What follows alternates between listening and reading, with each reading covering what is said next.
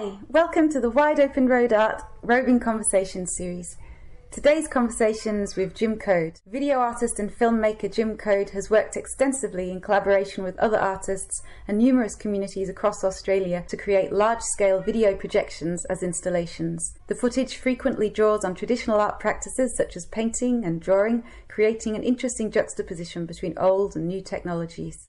Okay, so we're talking to Jim Coad today, who's a local artist here in Castlemaine, video artist. Is that how you describe your practice? Yeah, I always find it hard to describe what I do because, I do, but mainly I guess video artists, generally video artists. So just to start off with, could you just tell us a bit about your practice, like how you started, the history of how you came to be doing what you're doing? Right, okay. I guess it started when I started working with friends doing VJing at dance parties. Yeah. And I kind of got excited by that. Yeah. I mean, essentially, you could argue, I could say that it goes back further than that, but I think that's when I started exploring projection was at dance parties, which is probably mainly what I'm doing now. Yeah, is it? Yes. Yeah. So with the VJing, when you started at that point, was it taking images from around and using them as opposed to making your own images? A little bit of that, but certainly a lot of stealing other people's images. Yeah, sure. Downloading clips off the internet, but I'd already been doing a bit of filmmaking, so I also gathered some of my own images. Yeah. But at that stage, it was a lot of the stuff that I was creating was very film-based. Yeah. Images of people and things like that. So is that still the case? Is it still film-based? Not really, but I mean film, and when I say film, digital film. Yeah.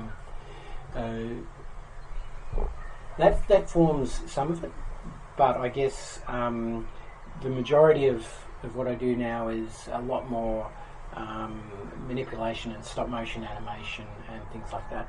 So while there is an element of film involved in the process, it's broader than just filming something and then projecting it. Okay. Or, yeah. Does it mostly still end in projections? Is that mostly what you do? Mostly, yes. Yeah. Mostly. That's where I've found that I've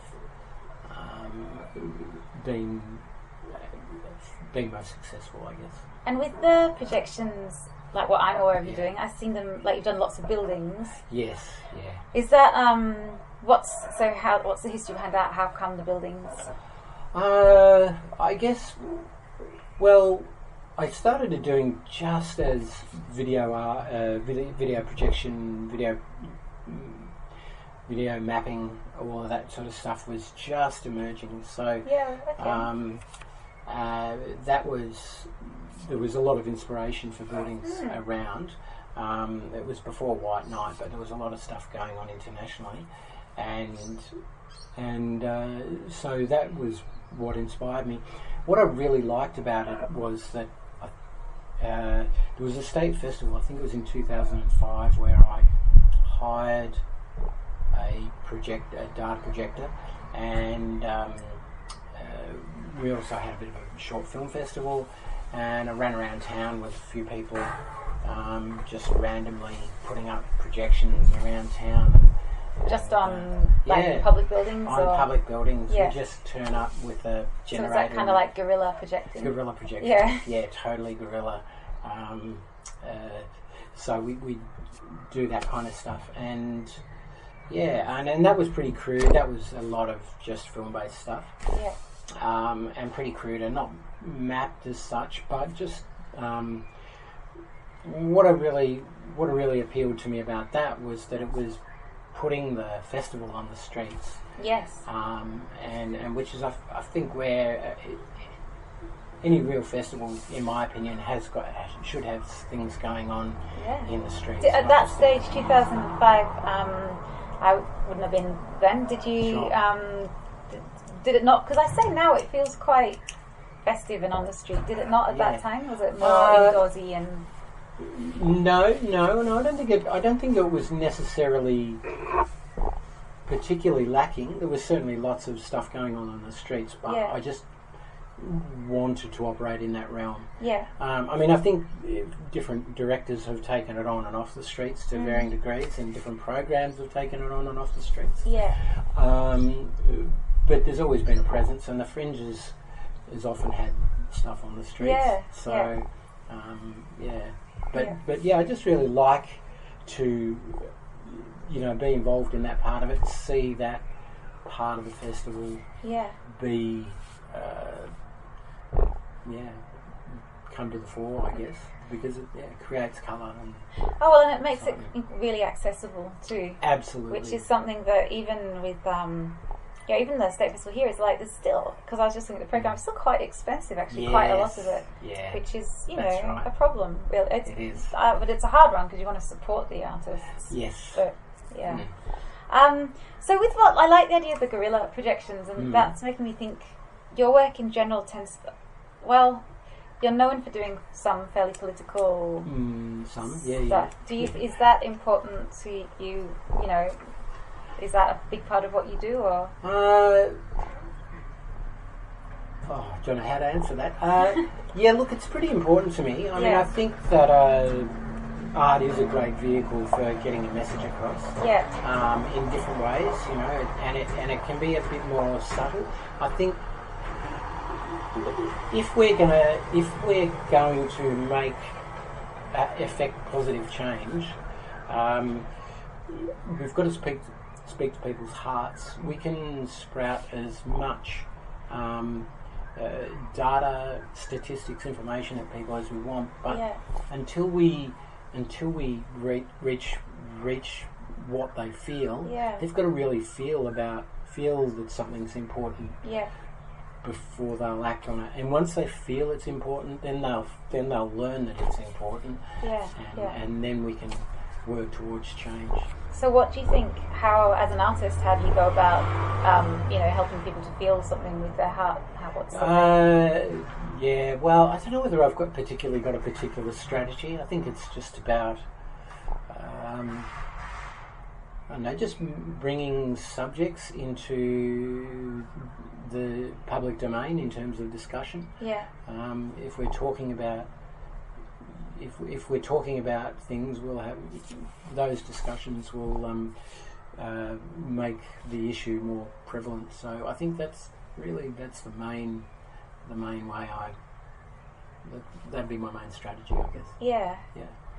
Well, another thing that we're interested in is the local community and how that helps or doesn't help you as an artist. So do you find that, because Castlemaine is known to have quite a big artist community, do you A, feel that's true, and B, is that important to you as an artist? I think this town is quite unique. I haven't really been, there's only one place, Melbourne's I think got a very vibrant arts community in places. Berlin is amazing, got a very incredibly vibrant arts community, people doing lots of stuff. Castlemaine, the density of artists in this town is incredible. There's so many people doing so many things. I started doing film, but there was so many other filmmakers out there that was so much better than me. In Castlemaine? Oh yeah. There's some incredible filmmakers and people who work in the film industry, to freelance people, to people who make involved in more art-based film. I didn't consider myself an artist before I came to Castlemaine. I draw and sketch a bit and write a bit of poetry and played guitar really badly, but I never have considered myself an artist, and it wasn't until and I think I found that label actually a little difficult to wear in times. It's a common one. I mean, people commonly struggle with that label. But I started to accept it now, and I think other people were calling me an artist before I was. So I found it incredibly. I found it incredibly encouraging. I certainly would not have done what I'm doing now if it wasn't for this town. Yeah, great. It wasn't for the opportunities and the encouragement, for that fertile environment. So what is it about this town that it creates a fertile environment for an artist, do you think? Well, it's the community. Right. Obviously. I think the festival is an opportunity, particularly the Fringe Festival. It's not. I don't think it's a great town to make money as an artist. No. I think that's a pretty common story too. We have lots of exhibitions around, but it's hard to make money. Yeah. Casper is an amazing thing to have. The work may vary in quality there, but I have certainly seen some what I would consider exhibitions in there that or some work in there that could be exhibited anywhere in the world. I've heard that from a number of people. But just the fact that that's there and that's accessible. Yeah. And the place that is there that is actually quite incredibly cheap for studio space. Yeah. It's fantastic. What else? I don't know. Just lots of things about the place. Yeah, the encouragement you get from people. People are, we have this beautiful, caring community that, I know people's experience sometimes differs from that, but I've found it to be pretty much a beautiful, caring community. Yeah, me too. And I think that's pretty important. Yeah. And do you think that? So how long have you been here? About 21 years. So that's 21 years when it probably has changed a lot here. Yes, definitely. So how have your changes affected it as a place for you to be an artist? I don't know. I think. I don't know. I think it's always been fertile from my experience, from the get-go for me. Yeah. Coming here when the Screaming Carrot was operating. Yeah, right. We interviewed Andrew Goodman the other day, so he hadn't heard about the Screaming Carrot. I never heard. Yeah, right. Yeah. Well, that was an institution. It ran for about 4 or 5 years, and it was a sourdough bakery cafe. I worked there for a while. Ah. I exhibited a piece in a couple of pieces in that, and that was probably my first exhibition. Yeah. The Screaming Carrot was an amazing place, and so that was, for me, that was a really and when I came to Castlemaine and we went to lunch at the Screaming Carrot, and I just thought, I want to live in this town. Where had you come from? Where were you previously? I spent 4 years in a little town further out west called Landsborough, but essentially I was a refugee from the Darebin Shire. Okay. I lived in Northcote before that. Yeah. And then Brunswick, basically around the northern suburbs of Melbourne. Yeah. Which is a pretty common. Yeah. The inner north of Melbourne at that stage was nowhere near as. It was much more about poor uni students than hipster startups. Yes. Yeah. That's changed. So with one of the things that's changed here is that I don't know. I guess there's people moving here from Melbourne, and there's more money, which means property prices are going up and stuff. Do you think that that's going to make it harder for artists to? Yeah. Look, sadly, I think it will. I think that's a pretty common phenomenon. It's both an opportunity and a non-opportunity. Yeah. I think if you're here and you're somewhat established, it's good, but it does mean that you don't get as many poor struggling artists moving Yeah. here. It's a funny one though, because I keep hearing it. Well, it's true. Like if you look at the property prices, everything's like crazy expensive. But I still feel like everyone I meet is really broke. Yes. And all the shops shut down. Like there's not enough money to support them.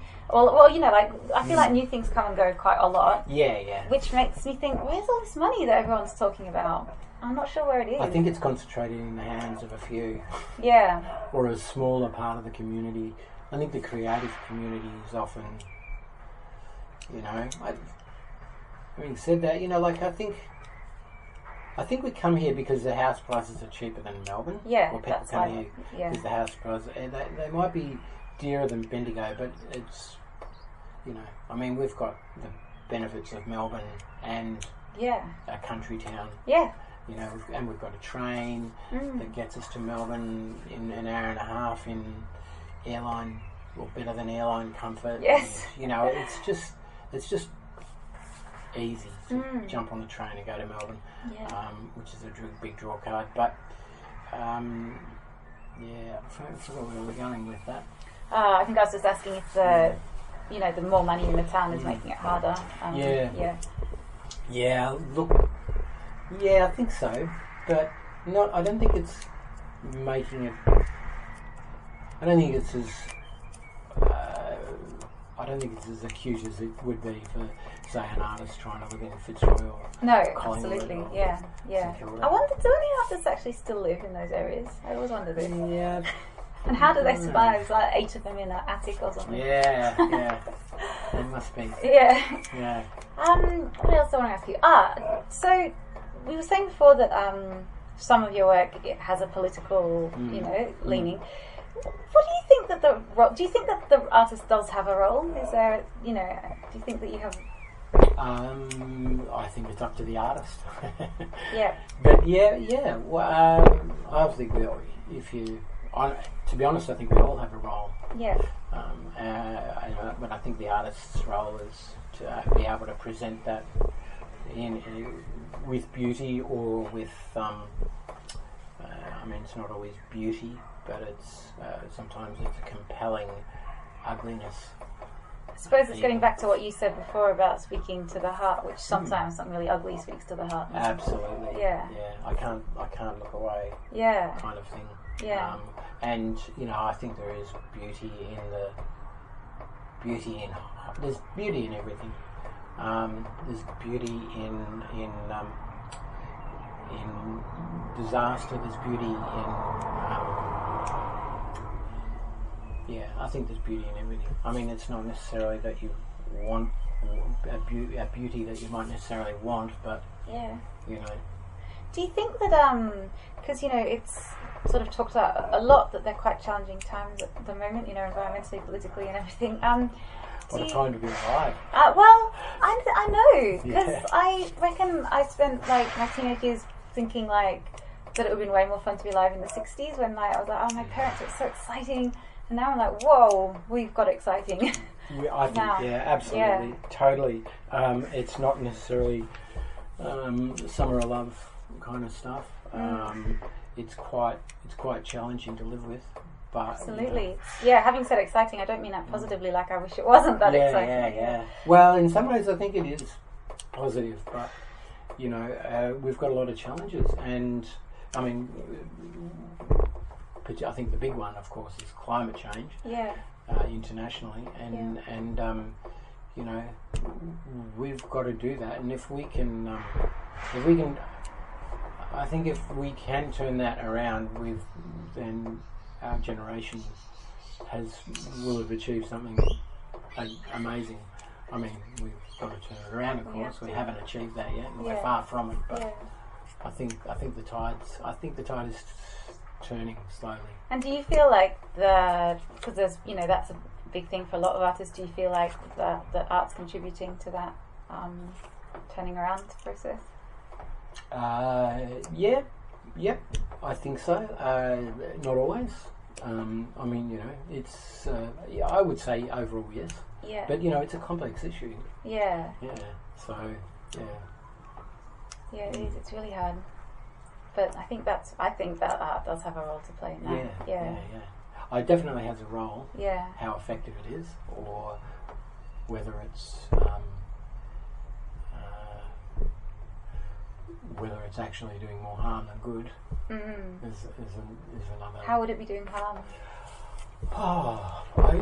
Well, being a projection artist, I often contemplate the environmental impact of That's doing a really projection. good point. Yes.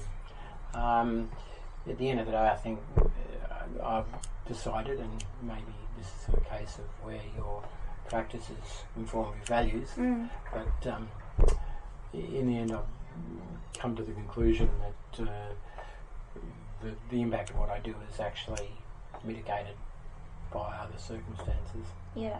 Yeah, but I'm sure you could assess it differently. It's a thing that I've only sort of thought about fairly recently, and it's a nasty thing. Like, it's annoying. Like, it's great we have to take on that responsibility, but I until really recently never, like, I live my life in a way where I try to, blah blah blah.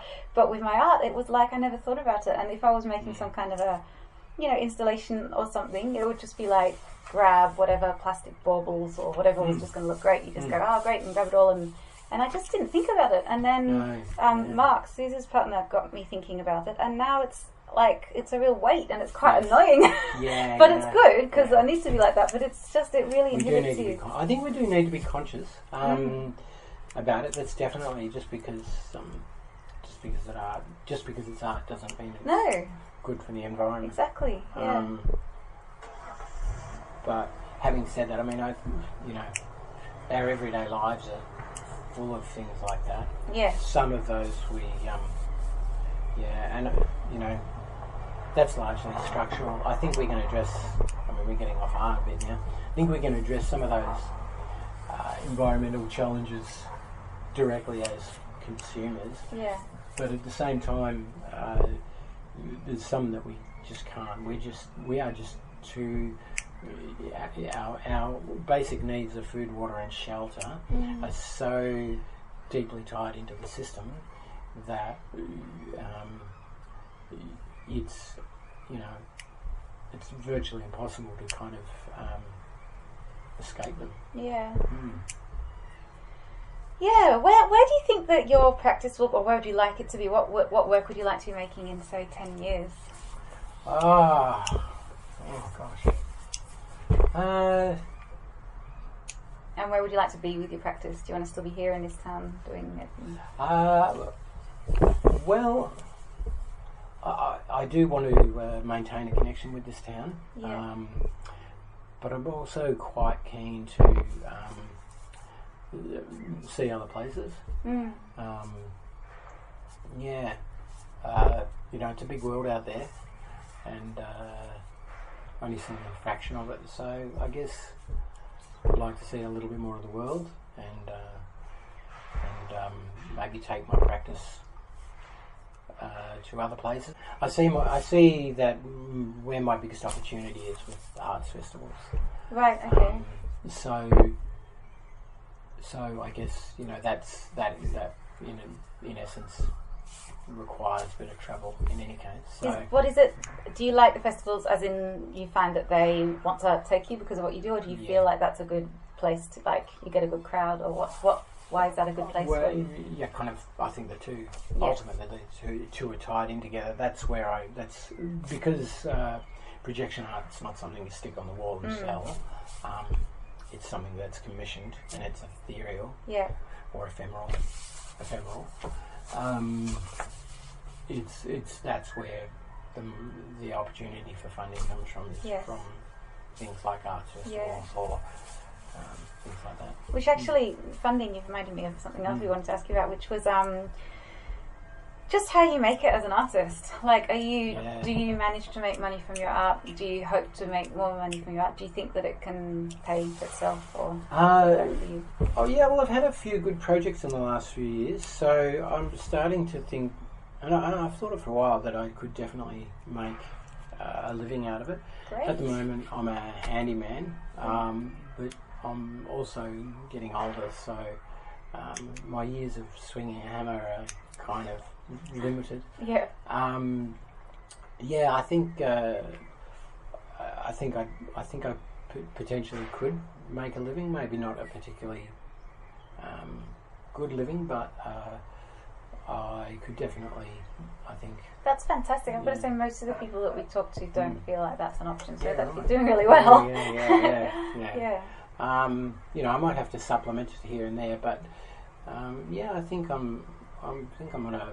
At the moment, it feels like I'm on a trajectory that I could make a living out of. Yeah, I'm just not very good at the funding thing. As in applying for grants and that side of it. Yeah. And so far, generally speaking, I haven't been the one who's done that. You know, It's a nasty job. The festival or the hosting organisation has done that, and then they've said, okay, we've got this much money, but it is a nasty job. I'm not very good with money, full stop. I'm a terrible businessman. Seems to be another trait of artists, actually. I can manage manage what little funds I have quite well. Yeah. But it's just about attracting money. I guess, you know, I think to be a good businessman there's a level of, I don't like to overstate it, but ruthlessness required. Yeah. That maybe I'm too prepared to do a cheap job because somebody's nice or hasn't got much money. Yeah. Yeah. Which is a nice thing, really. Yeah, it is, and I think we do need that. I think it's pretty important. But, Yeah, I think the other thing that you need to make money is you need to be really interested in money. And I don't know about you, but I'm not at all interested in money. And that's a problem, though. Like, as in, I know you need it, but, like, you have to, like, think about it and plan and just want it, don't you? Yeah. I'm interested in money to the extent that I want to pay my bills. Yeah, that level, of course, But I'm certainly not... I mean, I don't know, I think I actually have a bit of a pathological objection to thinking too much about money. Yeah. Yeah, perhaps is, Yeah, it was nasty. It is. It's nasty stuff. Yeah. I mean, you know, you think about, I don't think money is intrinsically nasty itself, but it just makes people do nasty things. Yeah. Yeah. Okay, one last thing I'd like to ask you before we finish was just going back to your work. Is there a dominant theme or anything that comes up for you with your projections?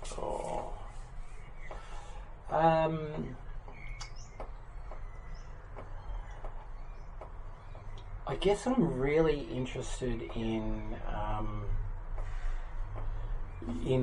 seeing the hand in things. Yeah. So while a lot of video artists have worked extensively with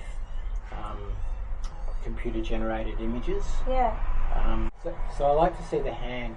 Doesn't mean that I don't use computer manipulation software, but I do.